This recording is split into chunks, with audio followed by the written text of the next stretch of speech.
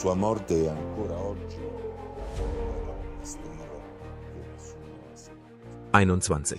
April 2025. Die Glocken des Petersdoms läuten wieder. Petersdoms läuten noch einmal. Papst Franziskus, Jorge Mario Bergoglio, ist im Alter von 88 Jahren verstorben. Doch während die Welt trauert, beginnt eine viel ältere Stimme zu flüstern. Eine 900 Jahre alte Prophezeiung, verborgen im Schatten und versiegelt in Latein, beginnt sich wieder zu regen. Sie spricht von 112 Päpsten und endet mit einem Namen, Petrus Romanus. Könnte Papst Franziskus der letzte Papst sein, den der heilige Malachias vorausgesagt hat? Malachias vorausgesagt wurde? Oder war er nur ein Platzhalter, bevor die wahre Erfüllung der Prophezeiung beginnt? Während der Vatikan in eine Zeit des Übergangs eintritt, stellen sich Gelehrte, Gläubige und Skeptiker gleichermaßen die Frage, was kommt als nächstes? Und was, wenn das, was kommt, alles verändert? Machtübergang und die große Frage. Papst Franziskus, geboren aus Jorge Mario Bergoglio, ist heute am 21. April 2025 im Alter von 88 Jahren friedlich in seiner Residenz in der Casa Santa Marta im Vatikan gestorben. Der offiziellen Mitteilung zufolge war sein Tod die Folge eines Hirnschlags, der zu einem Koma und einem irreversiblen Herzversagen führte, nachdem er kürzlich wegen einer doppelten Lungenentzündung im Krankenhaus lag. Er starb am Ostermontag, nur einen Tag nachdem er auf dem Petersplatz seinen letzten öffentlichen Segen erteilt hatte.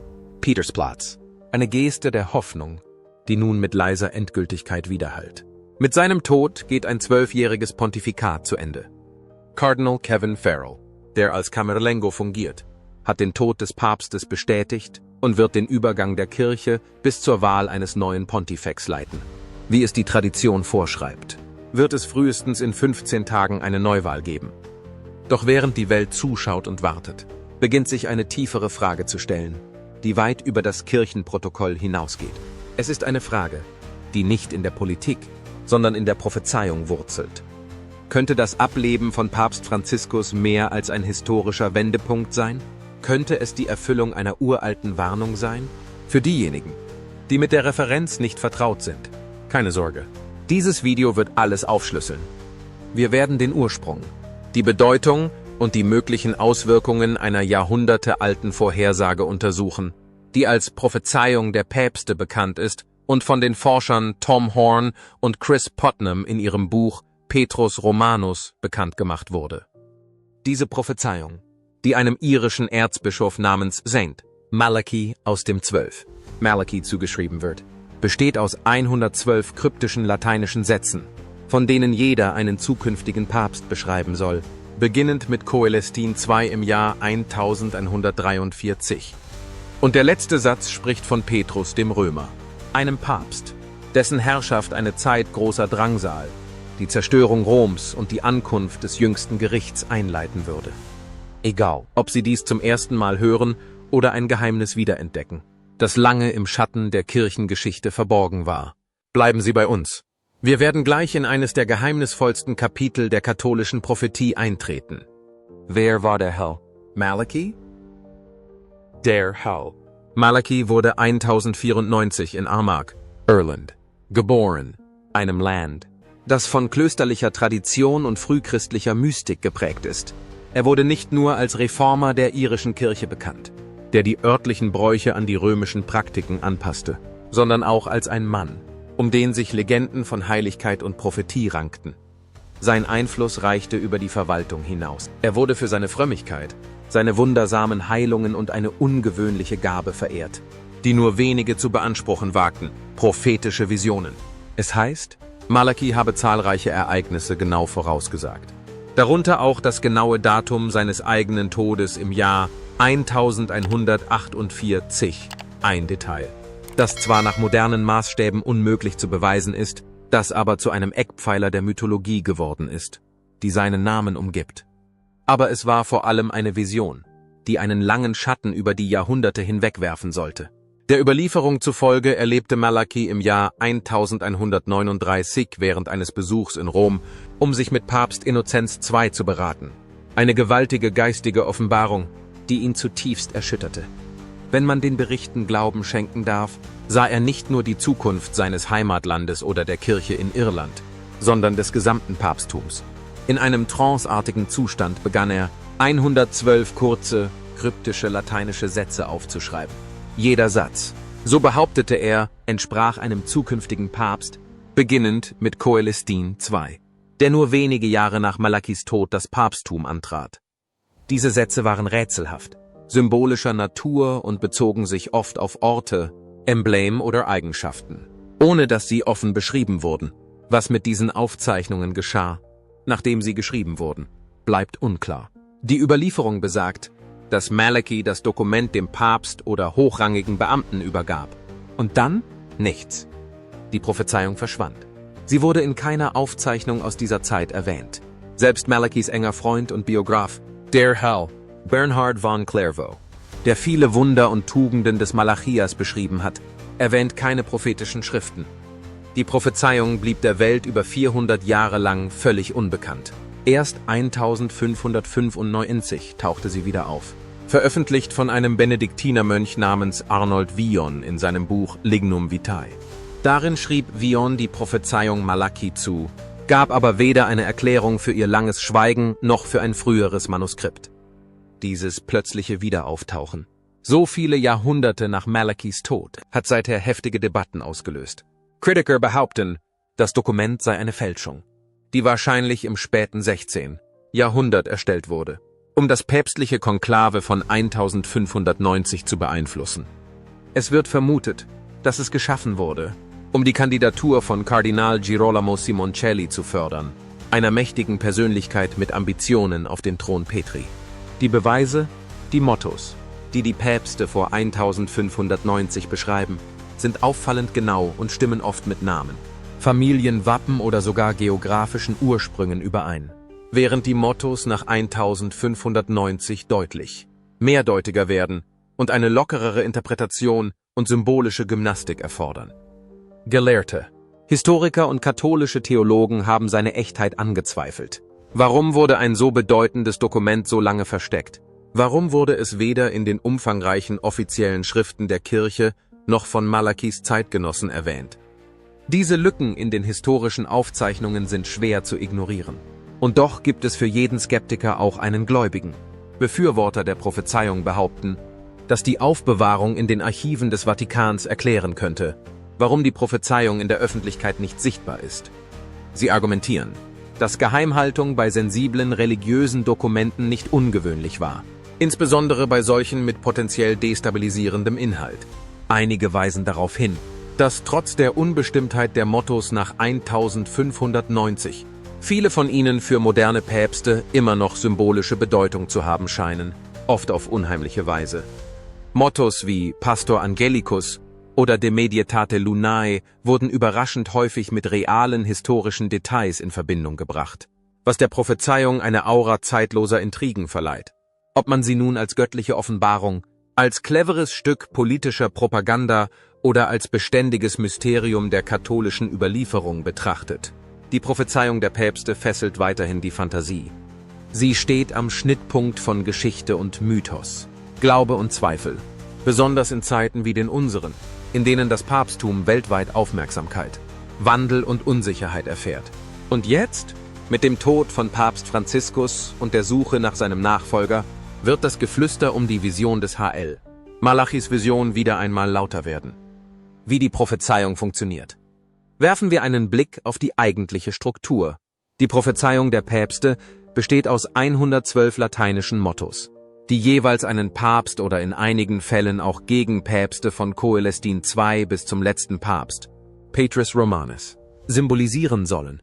Die Sprüche sind in der Regel kurz und symbolisch und beziehen sich auf den Namen eines Papstes, seinen Geburtsort, sein Familienwappen oder wichtige Ereignisse während seiner Regierungszeit.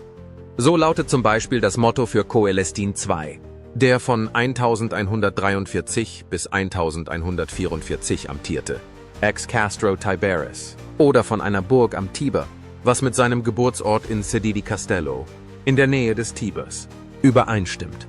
Der letzte Eintrag der Prophezeiung für den 112.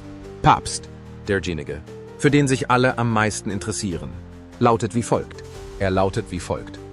In der letzten Verfolgung der heiligen römischen Kirche wird Petrus, der Römer, herrschen, der seine Herde in vielen Drangsalen weiden wird, wonach die 7-hügelige Stadt zerstört wird und der schreckliche Richter am Ende das Volk richten wird.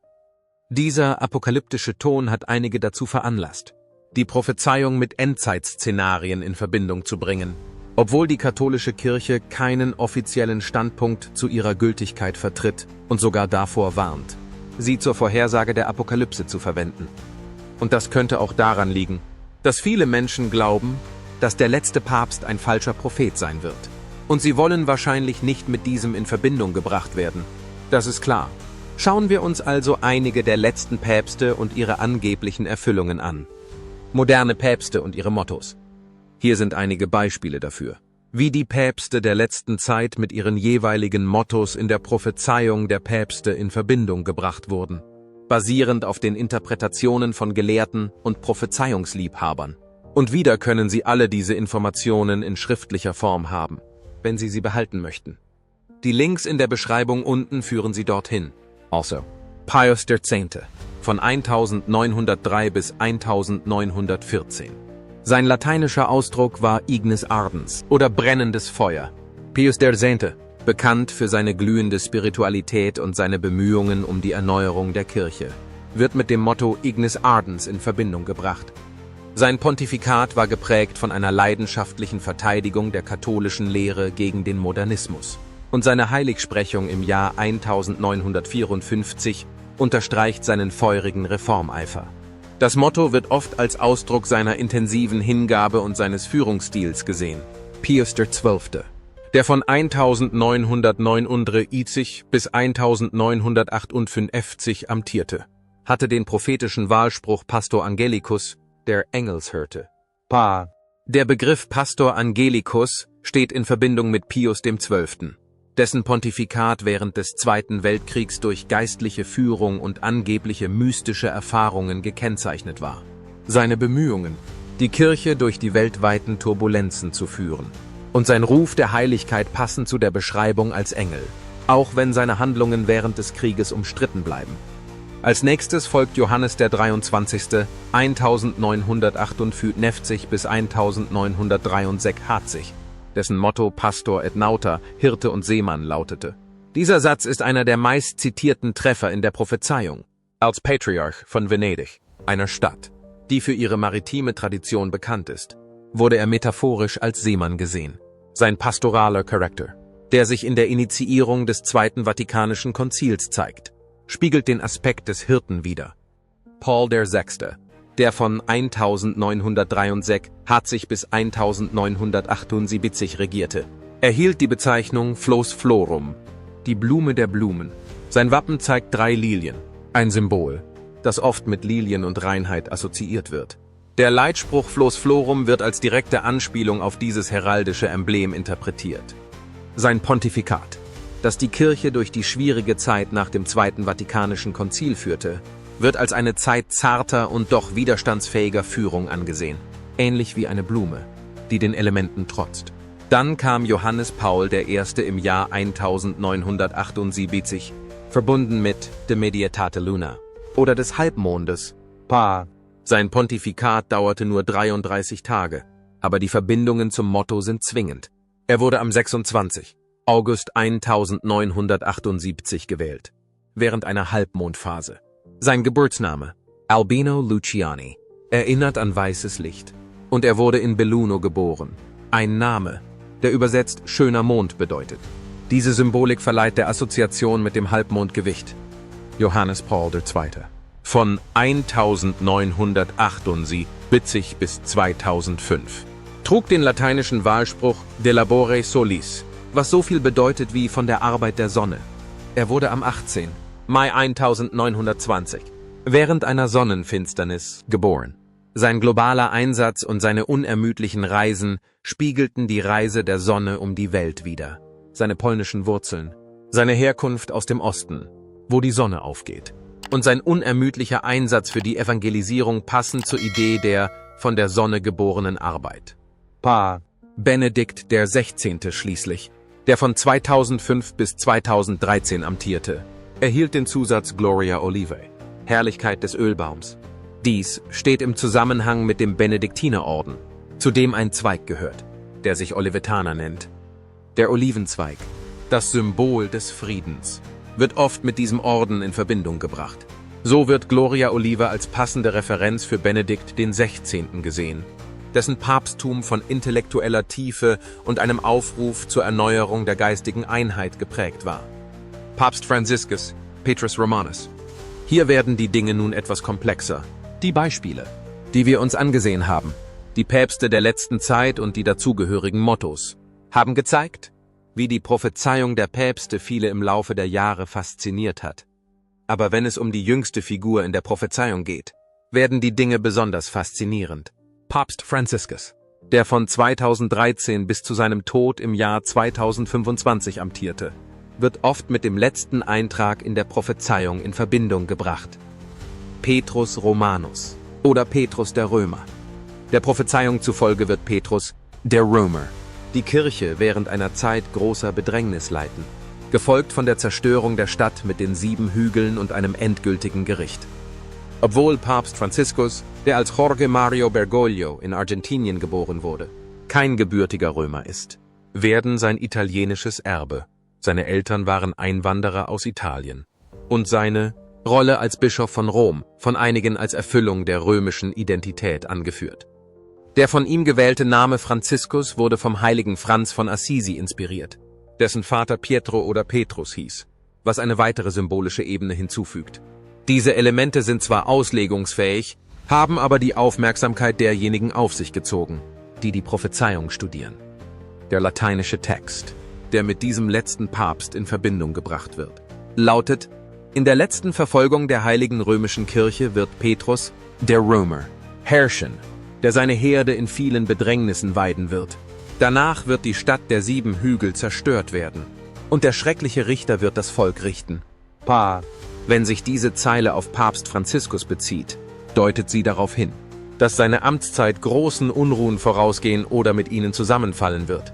Es wird jedoch kein konkreter Zeitrahmen für das, was danach kommt, angegeben, sodass die Interpretation offen bleibt. Einige Kommentatoren haben in Frage gestellt, ob Papst Franziskus jemals der letzte Papst sein sollte oder ob er, wie einige spekuliert haben, eine Übergangsfigur war. Nach diesem Gedankengang wäre der nächste Papst nicht Franziskus, die wahre Erfüllung des Petrus Romanus. Seltsamerweise ist der derzeitige Spitzenkandidat für seine Nachfolge einigen Medien zufolge Kardinal Pietro Parolin, ein Mann, dessen Name sich direkt auf Petrus bezieht. Obwohl Diskussionen wie diese bei päpstlichen Übergängen häufig aufkommen, ist es wichtig, sie mit Vorsicht und Respekt anzugehen. In historischen und theologischen Kreisen wurde auch über die Legitimität bestimmter Papstwahlen spekuliert. Es handelt sich dabei um äußerst komplexe Fragen, die die Kirche mit internen Protokollen und kanonischen Verfahren regelt und die nicht Gegenstand eines öffentlichen Konsenses sind. Hinweise auf solche Bedenken finden sich in Werken wie The Book of Destiny von Pater Hermann Bernhard Kramer, der eine symbolische Interpretation von Kapitel 12 der Offenbarung anbietet. Er schlug vor, dass sich die Bilder in diesem Kapitel auf einen geistlichen Kampf innerhalb der Kirche beziehen könnten, der möglicherweise eine umstrittene Papstwahl beinhaltet. Auch wenn seine Sichtweise eher theologisch als endgültig ist, so hat sie doch einige Wissenschaftler und Schriftsteller zum Nachdenken angeregt. Die symbolische Resonanz, die Papst Franziskus während seines Pontifikats zu finden schien, macht die Sache noch interessanter. Er wählte nicht nur den Namen des heiligen Franziskus, dessen Vater Petrus hieß, sondern ernannte auch Kardinal Pietro Parolin zum Staatssekretär des Vatikans in einer Schlüsselposition. Für einige warf dies die Frage auf, ob Parolin der nächste Papst werden und möglicherweise den letzten prophetischen Titel von Petrus dem Römer erfüllen könnte. Journalisten wie die New York Post haben Parolin als wahrscheinlichen Kandidaten für die Nachfolge von Papst Franziskus genannt, und Autoren wie Tom Horn, der Petrus Romanus mitverfasst hat, haben über seine mögliche Rolle bei der Entfaltung der Prophezeiung spekuliert. Es ist jedoch wichtig zu bedenken, dass diese Interpretationen spekulativ bleiben. Die Kirche hat keine offizielle Position zur Prophezeiung des heiligen Malachias, und viele Theologen halten sie eher für apokryph oder symbolisch als für prädiktiv. Und doch hallt die letzte Zeile der Prophezeiung noch immer durch die Geschichte. Wenn diese Dinge vollbracht sind, wird die Stadt der 7 Hügel zerstört werden. Und der furchtbare Richter wird sein Volk richten. Ob als Metapher, als Warnung oder als Zufall betrachtet. Die Prophezeiung regt weiterhin die Fantasie an. Vor allem jetzt, wo die Welt zusieht und sich fragt, was kommt als nächstes. 3 Theorien für das Ende. In den letzten Jahren gab es sowohl in religiösen Kreisen als auch in der breiteren Gemeinschaft von Wissenschaftlern und Beobachtern eine Reihe von Stimmen, die spekulierten, dass das letzte päpstliche Konklave möglicherweise mehr beinhaltete, als man auf den ersten Blick sieht. Einige haben vorsichtig und respektvoll angedeutet, dass Papst Franziskus als eine Übergangsfigur gedient haben könnte, eine, deren Rolle nicht unbedingt darin bestand, die letzte Zeile einer alten Prophezeiung zu erfüllen, sondern die Bühne für jemand anderen vorzubereiten, der dies tun sollte. Diese Theorie, die häufig in theologischen Foren und Büchern zur Erforschung prophetischer Traditionen diskutiert wird, besagt, dass Papst Franziskus zwar kanonisch gewählt wurde, aber eher als symbolische Brücke, denn als prophetische Erfüllung fungiert haben könnte. Die Befürworter dieser Ansicht verweisen häufig auf die Wahl seines päpstlichen Namens. Franziskus, inspiriert vom How, Franz von Assisi, dem eine erschreckende Vorhersage zugeschrieben wird. Einigen apokryphen Schriften zufolge warnte der Mönch einst davor, dass eine Zeit kommen würde, in der ein nicht kanonisch gewählter Mann zum Pontifikat erhoben werden wird. Auch wenn die Echtheit dieses Zitats nach wie vor umstritten ist, hat das Zusammentreffen doch die Neugierde derjenigen geweckt, die der Prophezeiung der Päpste folgen, Diadem Hell, Malachias zugeschrieben wird. In dieser Prophezeiung wird der letzte Papst als Petrus Romanus, Petrus the Römer, bezeichnet. Eine Gestalt, die die Kirche vor der Zerstörung der 7-hügeligen Stadt und einem endgültigen Gericht durch schwere Drangsal führen soll. An diesem Scheideweg der Kirchengeschichte werden von denjenigen, die sich für die Auslegung der Prophezeiung interessieren, vor allem 3 Möglichkeiten in Betracht gezogen. Erstens könnte alles symbolisch sein, übertrieben oder mit der tatsächlichen päpstlichen Nachfolge überhaupt nichts zu tun haben. Schließlich sind Prophezeiungen oft poetischer Natur und können auf verschiedene Weise interpretiert werden. Zweitens, wenn Papst Franziskus tatsächlich der prophezeite Petrus der Römer war, dann könnte sein Tod ein Zeichen dafür sein, dass die in den letzten Zeilen beschriebenen Ereignisse, Zeiten der Not, des Gerichts und des Wandels, in naher Zukunft eintreten werden. Die Zeitlinie ist nicht klar. Die Prophezeiung selbst lässt viel Raum für Interpretationen und bietet keine spezifischen, chronologischen Markierungen zwischen der Regierungszeit des Papstes und den darauf folgenden Ereignissen. Drittens, und für manche vielleicht am faszinierendsten, ist die Idee, dass Papst Franziskus eher ein Vorläufer als die endgültige Gestalt war. In dieser Version der Ereignisse könnte der wahre Petrus Romanus sein Nachfolger sein. Einer der Spitzenkandidaten für das nächste Papstamt ist Kardinal Pietro Parolin, Staatssekretär im Vatikan. Ein Mann, dessen Name wortwörtlich Petrus bedeutet und der sowohl durch seine Rolle als auch durch seine Herkunft eine starke Bindung zu Rom hat. Autoren wie Tom Horn, der an dem Buch Petrus Romanus mitgeschrieben hat, haben genau diese Möglichkeit erforscht. Horn schlug vor, dass Parolin nicht nur der nächste gewählte Papst sein könnte, sondern die tatsächliche Erfüllung der letzten prophetischen Gestalt, eine Führungspersönlichkeit, die dazu bestimmt ist, in einer Zeit der globalen geistigen Abrechnung zu erscheinen. Es ist jedoch wichtig zu betonen, dass es sich um Interpretationen und nicht um Behauptungen handelt. Die katholische Kirche hat die Prophezeiung nie als Lehre anerkannt, und viele Theologen halten sie eher für eine fromme Legende oder eine historische Kuriosität als für einen göttlich offenbarten Fahrplan. Doch die letzte Zeile der Prophezeiung regt die Fantasie weiter an. In der letzten Verfolgung der Heiligen Römischen Kirche wird Petrus der Römer herrschen, der seine Herde in vielen Drangsalen weiden wird. Wenn diese zu Ende sind, wird die Stadt der 7 Hügel zerstört werden. Und der schreckliche Richter wird sein Volk richten. Einige sehen hierin eine poetische Metapher, andere in einer Warnung. Und wieder andere ein Geheimnis, das darauf wartet, sich zu entfalten. Klar ist jedoch, dass wir uns in einem Moment des Übergangs befinden, der sowohl zur geistigen Reflexion als auch zur historischen Neugier einlädt.